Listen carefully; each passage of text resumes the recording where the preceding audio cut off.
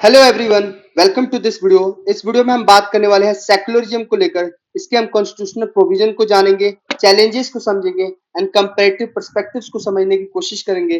That means Indian secularism versus western secularism को समझने की कोशिश करेंगे।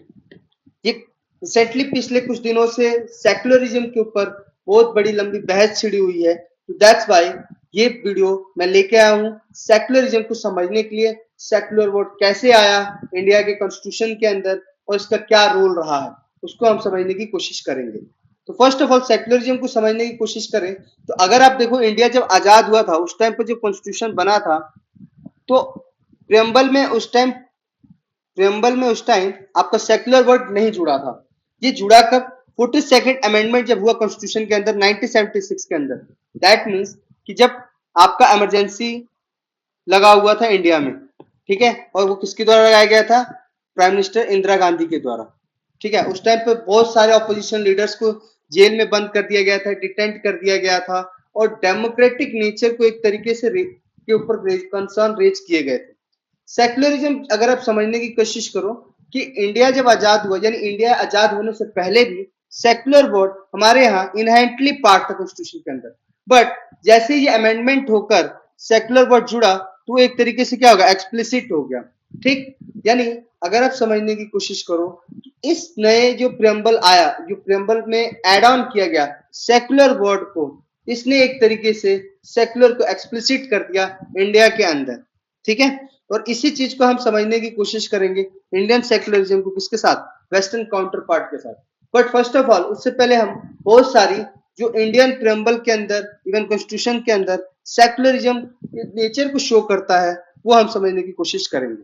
तो फर्स्ट ऑफ ऑल हम समझेंगे सेक्युलरिज्म होता क्या है। अगर आप सेक्युलर वर्ड से समझने की कोशिश करो तो इंडिपेंडेंट ऑफ रिलीजन, मतलब सीधी सी बात है कि रिलीजन का कोई प्रेशर नहीं होगा या इंडिपेंडेंट हो गया आप। ठीक है, एक रिलीजियस फाउंडेशन, जैसे मान लो कोई भी स्टेट किसी पर्टिकुलर रिलीजन को फॉलो अप नहीं करेगी या सपोर्ट नहीं करेगी या बायस नहीं होगी उसके लिए।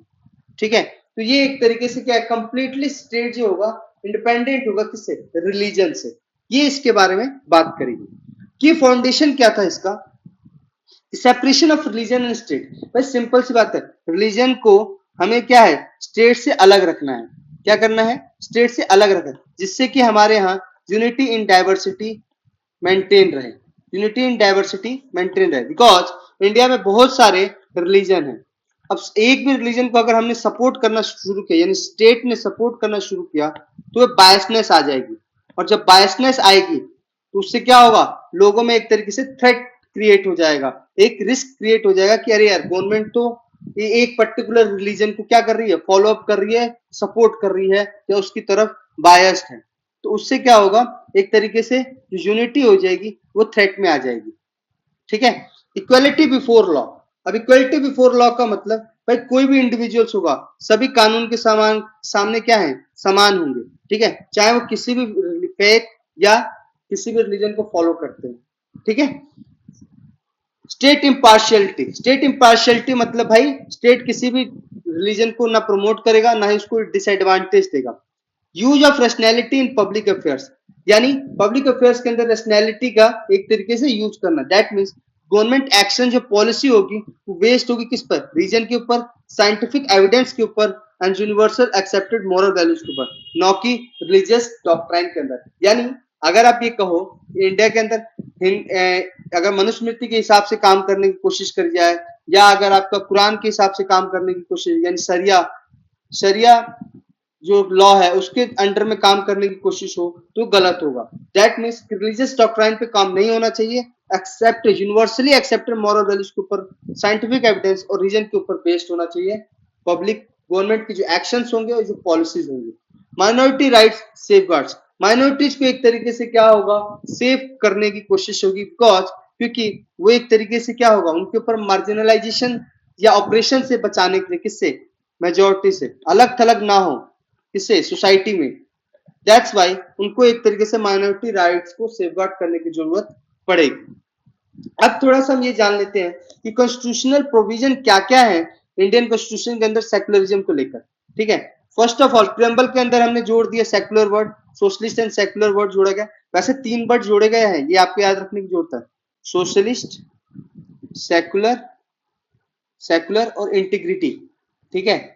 और आप अगर आप देखोगे कि जब 44th अमेंडमेंट आया, 44th अमेंडमेंट आया, इसमें लगभग चीजें चेंज की गई, लेकिन प्रियम्बल के अंदर कोई चेंज नहीं किया गया। That means socialist, secular and integrity को चेंज नहीं किया गया, है ना। प्रियम्बल के अंदर दैट मीन्स कोई चेंज नहीं हुआ 1970 में, 78 में जब जनता पार्टी की गवर्नमेंट आई, ठीक है। आर्टिकल 14 के अंदर देखें तो आर्टिकल 40 के अंदर भी क्या कहा गया है, equal treatment under the law and equal legal protection for all. That means वो चाहे किसी भी रिलीजन का हो, सबको क्या होगा, इक्वल ट्रीटमेंट और इक्वल लीगल प्रोटेक्शन मिलेगी।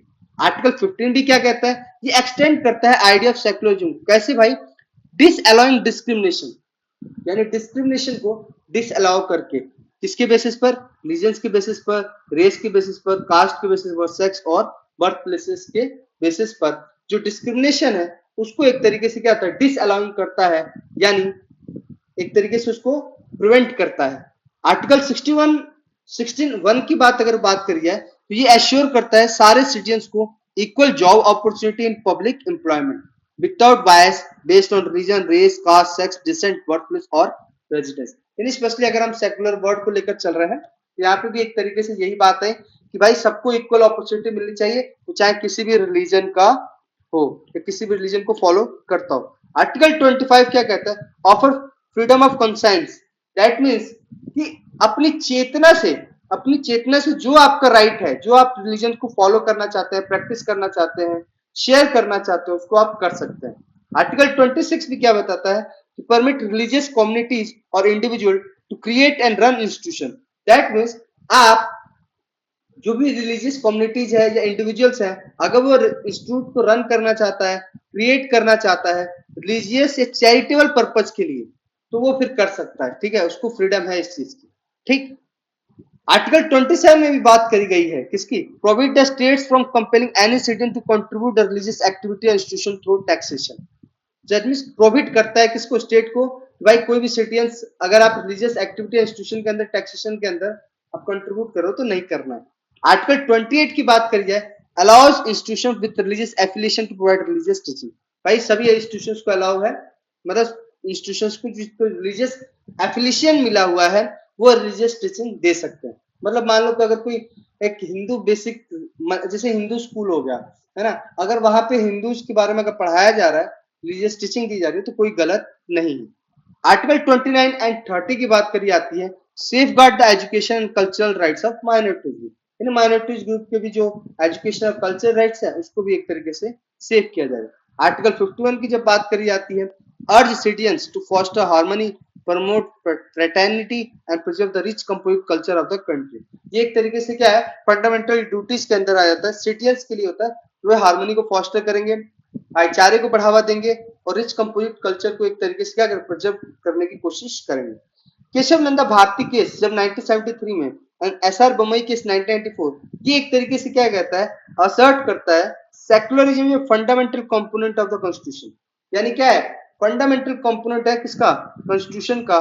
That means basic structure of doctrine का ये क्या है, एक तरीके से फंडामेंटल कंपोनेंट है। दैट मींस आप उसके साथ छेड़छाड़ नहीं कर सकते। अब थोड़ा हम समझने की कोशिश करेंगे सिग्निफिकेंस ऑफ सेक्युलरिज्म। सेक्युलरिज्म का सिग्निफिकेंस क्या है, अगर आप देखो upholding religious freedom and conscience. That means सबको क्या है, रिलीजियस फ्रीडम है, कंसेंस है कि भाई वो अपना जो भी रिलीजियस को फॉलो करना चाहते हैं, अडॉप्ट करना चाहते हैं या चेंज करना चाहते हैं अपने रिलीजन को, या किसी रिलीजन को रिजेक्ट करना चाहते हैं विदाउट गवर्नमेंट एंड इंटरफेरेंस, तो उनकी अपनी एक राइट ऑफ चॉइस है। प्रमोट डेमोक्रेटिक फेयरनेस, एक सेक्युलर डेमोक्रेसी कंट्री जो है, डेमोक्रेटिक कंट्री जो है, वो इंश्योर करता है इक्वल स्टेटस को लेकर, भाई सबके लिए इक्वल स्टेटस है, कोई भी रिलीजन को आप फॉलो कर रहे हो उससे कोई फर्क नहीं पड़ता। Equal access to public resources, और सभी को इक्वल एक्सेस की बात करेंगे, यानी ये सारी चीजें हमने आर्टिकल्स के अंदर पढ़ी अभी, है ना। इंकरेजिंग सोशल यूनिटी, भाई सीधी सी बात है, जब आप किसी स्टेट किसी पर्टिकुलर रिलीजन को अगर सपोर्ट ही नहीं करेगा तो उससे क्या होगा, सोशल यूनिटी की बात आएगी, किसी के लिए बायसनेस की बात नहीं आएगी, है ना, कोई किसी भी रिलीजन को थ्रेट नहीं समझेगा। Defending human rights. और सबसे ओवरऑल अगर बात की जाए, सेक्युलरिज्म जब वर्ड ही जुड़ जाता है तो उसमें सबसे इंपॉर्टेंट हो जाता है ह्यूमन राइट्स। दैट मीन सभी के लिए ह्यूमन राइट्स इंपॉर्टेंट हो जाता है, ना कि अपना पर्टिकुलर रिलीजन के बेसिस पर जो बिलीफ्स है वो।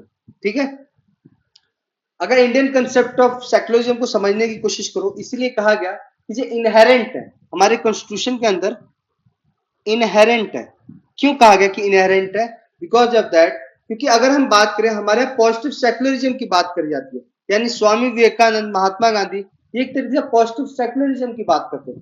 पॉजिटिव सेक्युलरिज्म का मतलब क्या, यानी ये अगर हम समझे पॉजिटिव सेक्युलरिज्म को तो समझो इसको थोड़ा सा। इसका मतलब ये होता है कि मान लो कि स्टेट किसी भी रिलीजन के अंदर इंटरफेयर नहीं करेगा, बट अगर किसी भी रिलीजन के अंदर किसी के साथ भी किसी का ह्यूमन राइट्स वायलेट हो रहा होगा, या उसकी डिग्निटी को एक तरीके से चैलेंज दिया जा रहा होगा, तब स्टेट इन्वॉल्व होगी, डायरेक्ट इन्वॉल्व हो जाएगी, डायरेक्ट इन्वॉल्व हो जाएगी। आगे पढ़ेंगे उसके एग्जांपल्स भी। ठीक है, तो ये होता है आपका positive secularism. That means state participate नहीं कर रहा है, स्टेट किसी को एक तरीके से अप्रोच नहीं कर रहा है या किसी को बढ़ावा नहीं दे रहा है ना। बट अगर किसी की डिग्निटी के साथ छेड़छाड़ होगी, है ना, किसी के ह्यूमन राइट्स को वायलेशन किया जाएगा, तो वहां पे फिर स्टेट इन्वॉल्व होगा और उन जो भी उनकी कुरीतियां हैं या जो भी उसके अंदर एक तरीके से डेविल थिंग्स हैं उसको वो समाप्त करने की कोशिश करेंगे, क्या, स्टेट।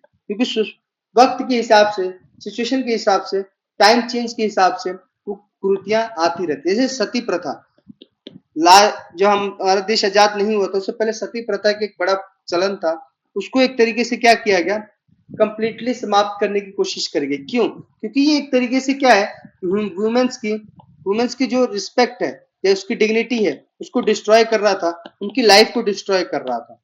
ठीक है, ये केस आ जाता है। और हमारे यहाँ इंडिया में एक सबसे इंपॉर्टेंट है वैदिक नोशन, यानी धर्मनिरपेक्षता। दैट मीन्स धर्मनिरपेक्षता का मतलब ये हुआ कि भाई कोई भी स्टेट किसी भी रिलीजन के प्रति एक तरीके से क्या होगा, फेवरेबल नहीं होगा।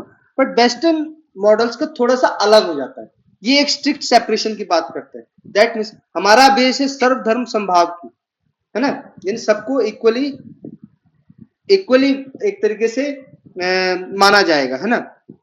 इंक्लूसिव सेक्युलरिज्म की बात करता है। बट अगर आप देखोगे कि वेस्टर्न में वो थोड़ा सा चेंज हो जाता है। जैसे हमारे यहाँ थोड़ा सा वेस्टर्न को समझ लेते हैं, तो वेस्टर्न सेक्युलरिज्म में क्या होता है कि स्टेट और रिलीजन कंप्लीटली अलग होंगे, है ना।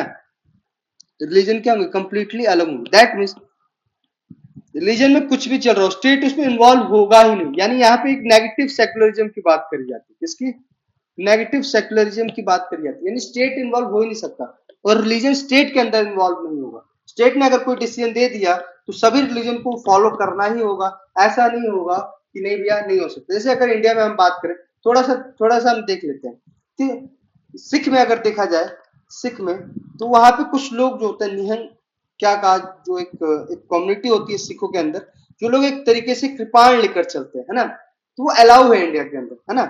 पगड़ी पहनना अलाउ है इंडिया के अंदर। दैट मीन्स आप ये एक तरीके से क्या है कि ठीक है स्टेट इन्वॉल्व हो रहा है, मतलब एक तरीके से सपोर्ट कर रहा है कि ठीक है आप इतना तो कर ही सकते हो। बट अगर आप वेस्टर्न कंट्रीज के अंदर चले आओ, वहां पे अगर उसने कह दिया कि भाई क्लीन शेव होना चाहिए, कोई पगड़ी वगड़ी नहीं होना चाहिए, या कुछ भी एक्स्ट्रा आप कंटेन नहीं कर सकते, तो वहां पे सबको उसी तरीके से रहना होगा, है ना। दैट मीन स्टेट का जो डिसीजन होगा वहां पर रिलीजियस अफेयर का कोई इन्वॉल्वमेंट नहीं होता है। तो ये होती है आपकी western secularism, that means negative secularism, जिसको क्या कहता है, नेगेटिव सेक्युलरिज्म। और इंडिया में क्या है आपका positive secularism. Principle distance and state engagement, यानी यही चीज के बारे में जो हमने अभी डिस्कस की, कि एक तरीके से डिस्टेंस बनाए रखेगी, लेकिन जब जरूरत पड़ेगी तो स्टेट एंगेजमेंट होगा। लाइक जैसे आप देखो अनटचेबिलिटी, क्रिमिनलाइजिंग सती, आउटलाइन ट्रिपल तलाक का निकाह हलाला, ये सारी चीजों पे एक तरीके से गवर्नमेंट ने क्या किया है, सोशल रिफॉर्म्स लेके आई है, जिससे कि इक्वालिटी क्या हो, अपहोल्ड हो। ठीक है, वुमेन्स एंड मैन के अंदर ये सारी चीजों में आप देख रहे हो कि एक तरीके से डिस्टेंस बनाए रख रहे हैं, लेकिन जब जरूरत पड़ी तो स्टेट ने एंगेज किया, है ना। क्यों? क्योंकि प्रमोट करना चाहते हैं equality among both among religions and with in religion. यानी सीधी सी बात है, गवर्नमेंट, इंडियन जो गवर्नमेंट है वो इक्वालिटी बोथ अमंग रिलीजन्स के अंदर भी इक्वालिटी होना चाहिए और विद इन द रिलीजन्स भी होना चाहिए, है ना, क्योंकि कास्ट बेस्ड इनइक्वालिटी है, इसको भी एक तरीके से एड्रेस करना चाहिए। इंडियन सेकुलरिज्म जो है सिर्फ एक फाइनल गोल की तरफ नहीं जाता, ये एक तरीके से क्या है, but as tool to manage religious diversity and foster peaceful coexistence of different faith. यानी सीधी सी बात है, इंडियन सेकुलरिज्म क्या फॉलो करता है कि सभी डिफरेंट जो फेथ को मानने वाले या डिफरेंट रिलीजन्स को मानने वाले लोग हैं, वो सभी क्या है, पीसफुली कोएक्सिस्टेंस करें, और वही बढ़ावा बढ़ावा होना चाहिए उनका कि सभी लोग साथ में खुशी से रहें और एक साथ रहें। अब थोड़ा सा हम देख लेते हैं जो हमने अभी बात करी उसी के बारे में, Indian western concept, Indian secularism, western secularism. अगर आप देखो ये फ्लेक्सिबल है, इंडियन जो सेकुलरिज्म है वो फ्लेक्सिबल है, बट यहाँ पर क्या है कि इनफ्लेक्सिबल है, ये स्ट्रिक्ट है थोड़ा। रूट्स क्या है कि हमारे यहाँ वैदिक traditions promoting religious diversity and neutrality की बात करी जाती है, धर्म निरपेक्षता की बात करी जाती है। इनका रूट क्या है, European renaissance as counter to church dominance and interference in the political matter during the middle. मतलब एक तरीके से चर्च का डोमिनेंस को कंट्रोल करने के लिए जो यूरोप के अंदर नया युग आया था उसमें ये किया गया था। कंटेक्स्ट क्या है यहाँ पर कि डाइवर्स सोसाइटी को जो कि मल्टीपल फेथ है या एथनिक बैकग्राउंड है, वो सभी एक साथ इनको लेके चलना है। और यहाँ पे क्या था कि एक होमोजेनियस सोसाइटी बनाने की सोच रखी गई थी वेस्टर्न सेकुलरिज्म के अंदर। ठीक है, अब थोड़ा सा और जानते हैं थ्रेट्स को लेकर कि सेकुलरिज्म इन इंडिया के, जो इंडिया के अंदर सेकुलरिज्म उसके लिए थ्रेट्स क्या है। तो रिलीजन बेस्ड पॉलिटिक्स, यानी अभी देखते हो आप इंडियन पॉलिटिक्स में रिलीजन बेस्ड पॉलिटिक्स बहुत ज्यादा होती है डिफरेंट। जैसे अगर आप बीजेपी एंड AIMIM या फिर आप आरजेडी की बात कर लो या आप सपा की बात कर लो, है ना, यानी जो यूपी में एसपी पार्टी है ना, ये आप देख रहे हो, ये डिफरेंट टाइप्स ऑफ स्टेट्स हैं, ये जो पॉलिटिकल पार्टी है ये कहीं ना कहीं बायसनेस है किसी न किसी रिलीजन्स की तरफ, है ना। तो ये एक तरीके से थ्रेट है कि भाई इससे क्या होगा कि यूनिटी क्या होगी, एक तरीके यूनिटी की थ्रेट पड़ रही है, जो हमारी जो रिलीजियस यूनिटी है उसमें एक थ्रेट आ रहा है। सेक्टेरियन वायलेंस, और आपके सेक्टेरियन वायलेंस भी होता है, लाइक डिफरेंट रिलीजन्स के अंदर डिफरेंट सेक्ट्स होते हैं, है ना। जैसे हिंदू हिंदू कल्चर के अंदर ही डिफरेंट सेक्ट्स के लोग पाए जाते हैं, अब उनके अंदर भी अगर वायलेशन हो, वायलेट हो रहा है वो लोग, वायलेंस हो रहा है, तो वो भी क्या एक तरीके से थ्रेट है। Spreading of hatred and miss information, अगर मिस इन्फॉर्मेशन और हेट्रेड अगर इंफॉर्मेशन फैलाई जा रही है तो वो भी एक तरीके से क्या है। और आप देखते हो डिफरेंट पॉलिटिकल पार्टीज वो काम करती हैं, जैसे अगर अभी करंट में आपने देखा होगा कि बहुत सारे ऐसे केसेस हुए, जैसे अभी अभी करंट में आपने देखा होगा कि कुछ यादव थे जो कि किसी पंडित कम्युनिटी में जाके प्रवचन दे रहे थे और उन्होंने यादव जो कास्ट है उसको छुपाने की कोशिश करी थी, तो उसकी वजह से एक तरीके से डिफरेंट पॉलिटिकल पार्टीज ने हेट्रेड और मिस इन्फॉर्मेशन देने की कोशिश करी और उसमें एसपी डायरेक्ट इन्वॉल्व हुई, यानी तो ये अगर आप देख रहे हो different political party direct involve भी हो जाती है इसके अंदर, एक अपने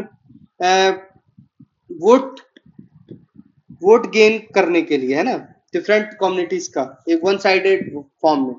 emergence of religious majoritarianism fundamentalism, यानी अगर आप देखो मेजोरिटेरियनिज्म एंड फंडामेंटलिज्म, कट्टरवादिता अगर आने लगेगी एक रिलीजन का तो वो भी थ्रेट हो जाता है किसके लिए, सेकुलरिज्म के लिए। क्लेम्स ऑफ गवर्नमेंट पार्शियलिटी, और अगर गवर्नमेंट भी किसी रिलीजन के प्रति पार्शियल हो जाए, फेवरेबल हो जाए, तो वो ज्यादा दिक्कत करती है, जैसे बीजेपी को लेकर ये सब बातें करी जाती है। नो यूनिफॉर्म सिविल कोड, अगर यूनिफॉर्म सिविल कोड नहीं आएगा तो ऐसी चीजें होती रहेंगी, क्योंकि डिफरेंट में अगर आप देखोगे कंसर्न्स उठते हैं अनइक्वल ट्रीटमेंट्स की डिफरेंट रिलीजन्स के अंदर, है ना, किसी किसी में इक्वल ट्रीटमेंट की बात करी जाती है और किसी रिलीजन में नहीं करी जाती है ना। वुमेन्स को एक तरीके से दोयम दर्जे का देखा जाता है, या अगर आप हिंदू में देखो तो कास्ट के बेसिस पर भी बहुत ज्यादा क्या होता है, एक तरह डिस्क्रिमिनेशन होता है। तो यूनिफॉर्म सिविल कोड्स की इंपॉर्टेंस है, वो आना चाहिए। इंक्रीजिंग इंटॉलरेंस एंड एक्सट्रीमिज्म, और अगर इंटॉलरेंस बढ़ेगी, एक्सट्रीमिज्म बढ़ेगा, तो वो भी एक तरीके से थ्रेट है किसके लिए, सेकुलरिज्म के लिए। हमें इन what are the lesson that western country can learn from Indian secularism, Indian secularism से वेस्टर्न कंट्रीज को क्या लर्न करना चाहिए। तो पहला, इंडियन सेकुलरिज्म किसको इनकरेज करता है, यूनिटी एंड डाइवर्सिटी को, हार्मोनियस प्लूरलिज्म को फॉलो करता है, वो क्या करते हैं, होमोजीनियस एक तरीके से सोसाइटी बनाने की सोच रखते हैं कौन, वेस्टर्न कंट्री। बट हमारे हार्मोनियस प्लूरिज्म की बात करी जाती है, ठीक है, हम रिस्पेक्ट करते हैं individual and collective religious right को, यानी individual and collective individual religious right को एक तरह से रिस्पेक्ट करने की बात करी जाती है। वेस्टर्न में इंडिविजुअल फ्रीडम को सपोर्ट किया जाता है। इंडिया अडॉप्ट करता है डिस्टेंस अप्रोच, जो कि हमने बात करी कि सभी रिलीजियस का इक्वल होगा, और वेस्टर्न मॉडल का इक्वी डिस्टेंस बनाए रखता है, यानी state stay equally disengage from all religion, यानी सभी रिलीजन से क्या होगा, वो अलग रहेंगे। वेस्टर्न मॉडल ये कहता है कि भाई हमें किसी भी रिलीजन को फॉलो अप नहीं देना है, सबसे एक बराबर डिस्टेंस बनाए रखना है। इवन इंडिया फाइनेंशियल असिस्ट करता है, रेगुलेट करता है वक्फ बोर्ड को, हिंदू टेम्पल्स को एंड बुद्धिस्ट मोनेस्ट्रीज को, जिसकी वजह से इंडिया सेक्युलरिज्म एक तरीके से अकोमोडेट करता है religious symbols like Kirpan and हिजाब इन पब्लिक लाइफ। यानी आप देखा हिजाब और पब्लिक लाइफ को एक तरीके से अकोमोडेट करता है, क्योंकि वेस्टर्न नेशन में ये चीजें नहीं है, स्ट्रिक्टली बैन है ये सब चीजें। मैंने बात करी थी अभी पीछे ही, इंडिया सिस्टम परमिट करता है रिलीजियस बॉडी को कि रन कर सकता है और टीच कर सकता है देयर ऑन एजुकेशनल इंस्टीट्यूशन के अंदर, preserving religious education and identity, जो कि आर्टिकल 29 एंड 30 के अंदर ये बात कही गई थी, है ना। ओवरऑल अगर आप कंक्लूजन देखोगे तो सेक्युलरिज्म एक तरीके से हमारे कॉन्स्टिट्यूशन के अंदर, इंडियन कल्चर के अंदर कंप्लीटली इम्बाइब है ना, फैब्रिक है, ठीक। More than just a term in purpose, ये सिर्फ एक प्रियम्बल में टर्म नहीं है, ये एक तरीके से फाउंडेशनल वैल्यू है इंडियन कल्चर की, इंडियन डिग्निटी की, इंडियन सोसाइटी की। Indian identity is pluralistic and inclusive democracy, यानी इंक्लूसिव डेमोक्रेसी लेके चलती है Indian society. Whether or not the word remains in the preamble, the essence of secularism continues to be indispensable for ensure equality, diversity and justice in the nation. That means preamble के अंदर अगर आप देखोगे कि अगर ये word नहीं भी थे तब भी हमारे यहाँ इक्वालिटी, डाइवर्सिटी और जस्टिस था, और अगर आ गया तो भी कोई दिक्कत नहीं है। हाँ, इसको एक तरीके से एक्सप्लिसिट कर दिया, ओपन कर दिया कि हाँ भाई इंडिया क्या है, सेकुलर कंट्री है, ठीक है। अब कोई ये नहीं कह सकता कि इंडिया एक सेकुलर कंट्री नहीं है। आई होप आपको ये चीज समझ में आया होगा, एंड थैंक यू।